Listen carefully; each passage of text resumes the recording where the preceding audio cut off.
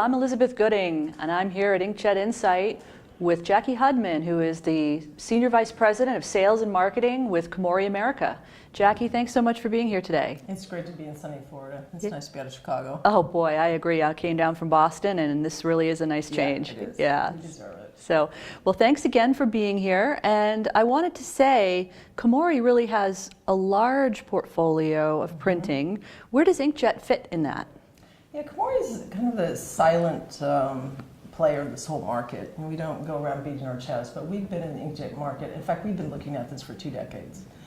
And it really wasn't about what we're going to adopt, it was when the technology would meet our standards. Because our standards are really, the Komori brand is built on reliability, quality, and flexibility, in that case, freedom of substrate. So we really had to wait for the technology, and we were solely focused on inkjet. Nothing, no toner, no nothing, just jumped straight into inkjet technology.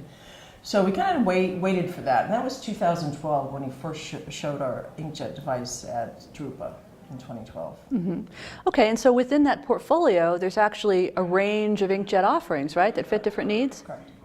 So we actually have what I like to consider the widest portfolio of inkjet products on the market. Again, the sleeper in the market, but we have a sheet-fed device, that's B2 UV inkjet. We also work closely with screen on the roll-fed device. And then we have a new product coming to market at Drupa, which will be the NS40, which is a 41-inch inkjet device, B1 device. So all three have the common tenets core to Komori, which is the quality. They're all 1200 by 1200 DPI inkjet head technology. All 3 different head technology, very different. They're all very, very reliable as far as the sheet transfer and the head technology. And then third, they all have the ability to print on a wide variety of substrates. Great. So that sounds like that segment of the market for you is going quite well. How's the inkjet business growing for you? You know, it is. We looked at this many years ago. I mean, after 2008, I think it was a shock to everyone, including Komori. So even before that, we were changing our business focus behind the scenes. So our goal by 2020 is to actually move our business, what we call a third, a third, a third. So third would be still the core business, which is offset, sheet-fed and web offset. A third then will come from products and services, what we call Komori Care, which are everything from consumables to extended products and services that help value for our existing customer base. And then third, of course, is inkjet. So right now, our portfolio, we're on track for 2020 to actually move our business that significantly. So we're pretty thrilled about that. Yeah, that sounds great. Yeah. Now, in terms of your application focus with the inkjet, is that selling into the same traditional Komori clients, opening up new clients? How does that fit? Yeah, certainly Komori America Corporation lives in that commercial space. We have a dominant market share in the commercial sheet-fed market. So naturally, that's where we're going to gravitate to. In different parts of the world, we might have a bigger market share in packaging, but here in Komori America, we focus on commercial. So that's exactly where we're going after our existing customer base. Mm-hmm. Now, you mentioned collaborating with Screen on a roll-fed device. Was that a big leap? That was a big leap. You know, and the reason the 2 companies got together and Screen and Komori have the same affliction, which is we're not great marketing people. We don't scream from the top of the mountains, but we have really solid products.